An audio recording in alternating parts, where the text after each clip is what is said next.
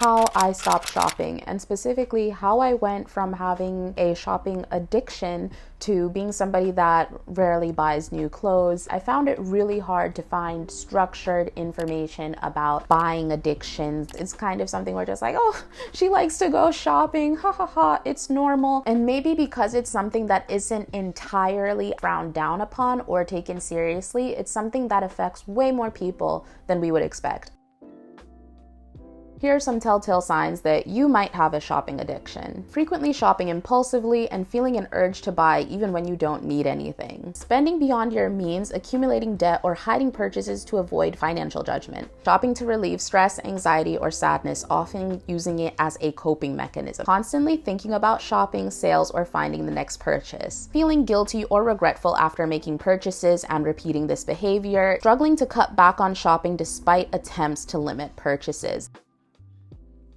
I was supposed to be the last person that should have developed a shopping addiction, and yet there we were. I come from a working class background, like very humble beginnings, and once I started working, I had to try to get away from when you grow up not having anything. You are so afraid to go back to that you don't end up enjoying your life. You don't end up spending on anything. You don't end up on going out ever. Every little thing that you do with regards to spending or enjoying ends up being something that weighs really heavily on you. That was me when I first moved to Italy, and that was me when I first graduated. And because I said to myself that, the whole scarcity mentality isn't healthy, I need to get into a mentality where I am treating myself. I am giving to myself because, you only live once. I would say that I hit my peak shopping addiction in like 2021, 2020, because I was now earning very well, and I had been earning very well consistently for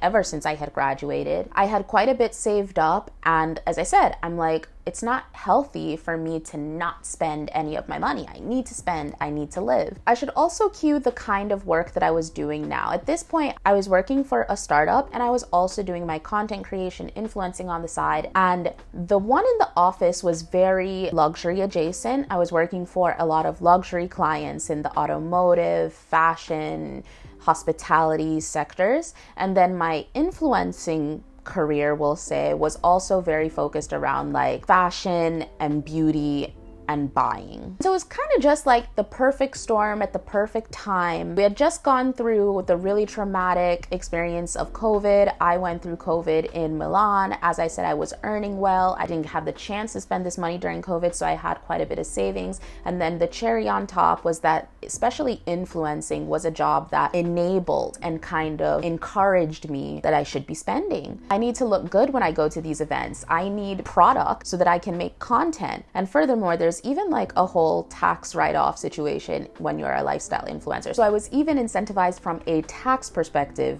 to spend more. And so one thing led to another. I went from being afraid and feeling ashamed for spending things to spending things without thinking about them and still feeling ashamed after spending them. I was shopping big shopping sprees at least once a month, once every 2 months. Thankfully, I wasn't spending beyond my means. It wasn't getting to the point where I was taking on debt, but I was definitely spending a significant portion of my income on clothes. Money that could have been saved, money that could have been invested. And I would justify it. I would always justify it with I want to buy higher quality things so I don't need to throw them away, which kind of is true. Or I just had a really stressful week. I need to treat myself, which that's another thing you need to watch out for when you're shopping to feel something, whether it's to feel less stressed or it's to feel like you're treating yourself. Shopping and buying clothes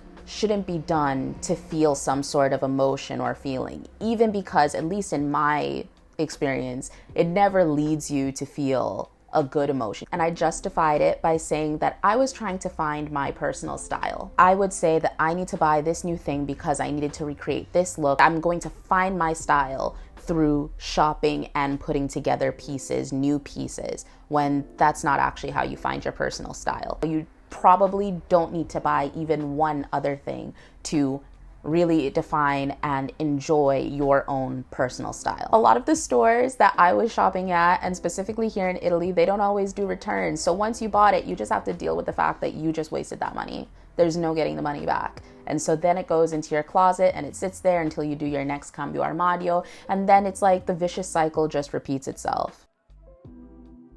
I just looked at myself and I was just like, what am I doing? This doesn't make sense. That point for me was when I moved into my new apartment. Like, I had just spent so much time and stress to acquire this apartment, get into this apartment, renovate this apartment. And then when I had to move 7 years worth of clothes to this new apartment, that was when I realized the depths of my issue.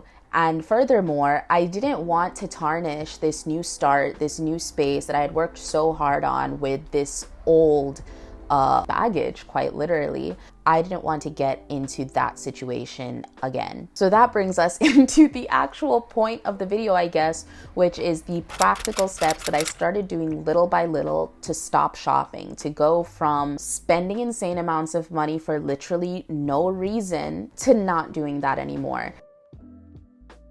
Step one was I actually changed how I bought clothes. And the way that I did this was, first of all, I had to work on impulse control. Stopped shopping online, that was one thing. And I justified this by saying, and it was even truthfully, that it's actually quite difficult for me to buy things online. They rarely fit the way that they're supposed to fit. Also, living in Italy, a lot of the cute shops are not in the EU, and then we have to pay like tariffs on top of them. So I used all of these excuses to tell myself that I should only be shopping in person. And so then once I got it down to only shopping in person, now it was I should only be shopping during sales. Justified that one by saying, like, how many times has it happened that I've bought something for full price just for me to find it again at the sale at half price?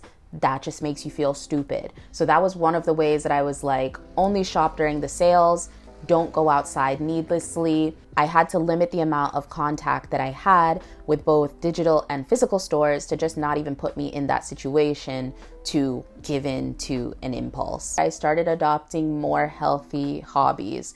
So that's where my fitness journey kind of came in. I started going to Fitbox like 3 times a week. Then I now am subscribed to the gym, and any free time that I have, whether it be in the morning or like the end of the workday, rather than go take a walk down Vittorio Emanuele and put myself in a dangerous position, I will just go to the gym. It was filling that void and trying to get those feelings of like stress relief from someplace else that was a bit more productive. Once I actually would step foot into the stores, I really started to put into practice the whole wish list concept of, okay, let me see if I still want this in a week or two. And usually I didn't. So that also helped to curb the impulse and just putting me in a situation where I would want to shop. I would start paying attention, a lot more attention to the materials and makeup of clothes, because I would just see something that was kind of cute, but then once I take a closer look at the materials, it's all acrylic, it's all synthetic. I know that it's not going to last. I touch it and it feels gross just from my fingers right there. Imagine this on my skin.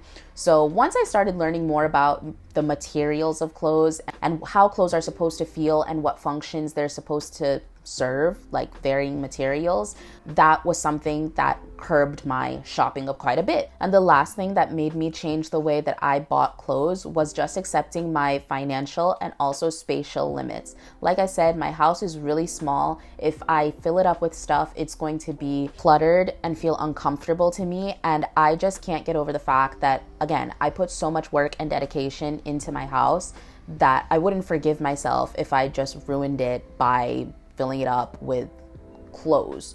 You have to understand what kind of reverse psychology to do to yourself to make yourself start thinking of things in the right way. You don't have space to buy this huge jacket. Leave the jacket. You don't have space for this extra pair of shoes. Leave the shoes. I don't have space, so I can't buy this thing. And furthermore, I started getting back to like just really strict no spend and low spend periods where I said, okay, I'm giving myself 100 euros. I'm budgeting myself 100 euros for shopping this month, which in my opinion is even too much. But these kinds of things forced me to change the way that I shopped in terms of frequency, in terms of motive, and also in terms of like just putting in boundaries to guide that shopping.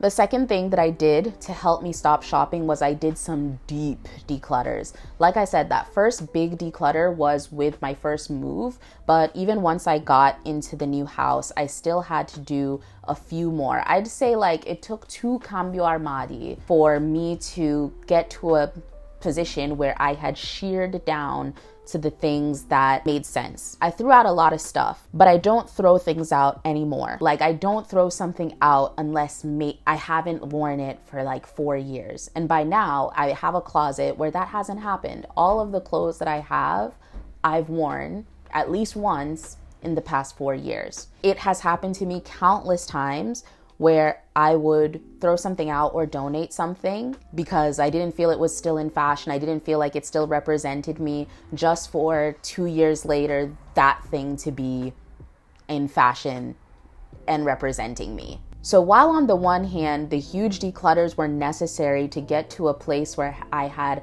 a manageable quantity of things, a place where, I could actually see the shoes in my closet, where things weren't overflowing and squished, but I did it over a long enough amount of time for me to understand what I truly didn't need and what I just didn't need in this moment. And I think that it's a fine line to draw, but it's a line that you have to draw so that you strike that balance. A lot of this journey has been just about finding the right balance between the two extremes of I need to throw all of my stuff away and then regretting that you did that. Intentionally get rid of and intentionally keep your clothes. Another aspect of my declutters that I think helped me to stop shopping is that I developed storage and organization techniques and I stuck to them. It's not always perfect. I do change them around sometimes, but for example, no matter how I'm organizing my shoes, it needs to be in such a way that I see most of them, which is hard because you need space to be able to see your shoes.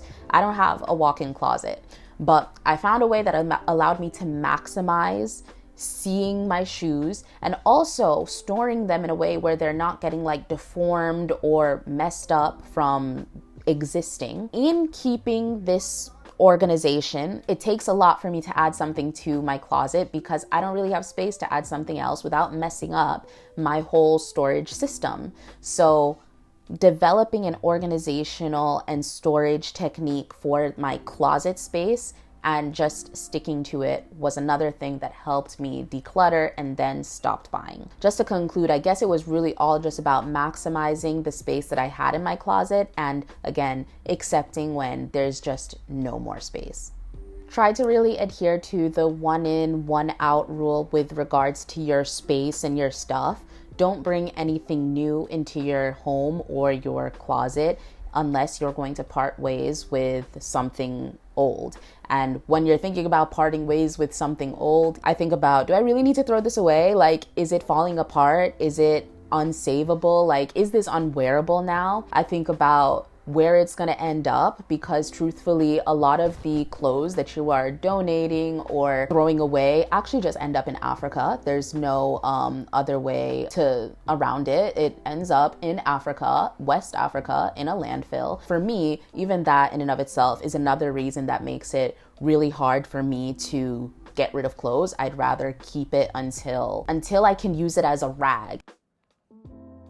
And the final macro area with regards to techniques that allowed me to stop shopping is I learned the basics of personal styling. I learned the basics of wearing one piece of clothes in multiple ways, styling it in different ways. I learned how to mix and match your basics with your styling pieces, the difference and function between basics and statement pieces. I feel like a lot of people feel like they're on the hunt for the perfect basic, and before you know it, you have a closet full of basics and you can't really do much with them. All I had in my closet were, my white t-shirts and my jeans, and I didn't really have anything to spruce them up with. I follow this one YouTuber named Christina Micah. You guys have probably heard of her. And she talks about her closet being a pyramid, where at the base you have your basics, and then at the top you have your trends. You're supposed to have the fewest amount of like trendy pieces and the most amount of basics.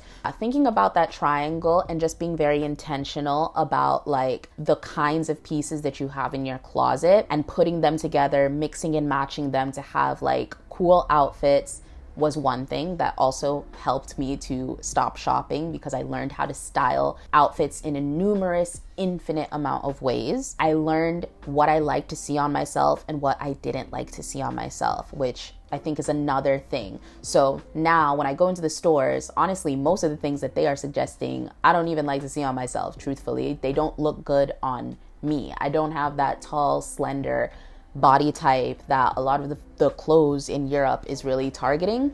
So once I knew the types of clothes that I like to see on myself, it allowed me to be a lot more intentional and a lot more picky with the clothes that I was buying in those occasions that I would be buying them. And the final component to learning a bit about personal styling is just understanding the power of Pinterest and learning how to take inspiration from things. Not necessarily copy, but understanding how to make my own version of the things that I see, how to make my own interpretations of the things that I see. I have muses now that I didn't have before. I have people that I follow that kind of remind me of myself, whether it be in stature, whether it be in attitude. And literally, I take inspiration. I see the things that they do and they wear, and I just take little pieces from here and there and I put them all together and I say, how does this make me feel? What do I like? I adapt it to make myself like it, and before you know it, you have something that is Tia. It is Tia. That is my story about how I went from shopping addiction to stopping shopping. It's a topic that I definitely think should be taken more seriously and talked about more, but at the same time, I'm so happy to see that there is a large uptick in interest and in content about being more mindful about the way you shop, being more intentional about the money that you're spending on your clothes, and building a better relationship with essentially your closet and your clothes. I think it's a really interesting, trend, and I can't wait to see where it goes, because it's something that I think is kind of necessary. That being said, this is a safe place. I would love to know if, in hearing what are the components of a compulsive shopper, a shopaholic, do you think that you might be one too? And if you were, I would love to know the tips that you could share with my community with regards to how to overcome that. What are some ways that, you were able to develop a more healthy relationship with your clothes and with your money? Be sure to like and subscribe if you haven't already. And as always, I'll see you guys in my next one. Mwah.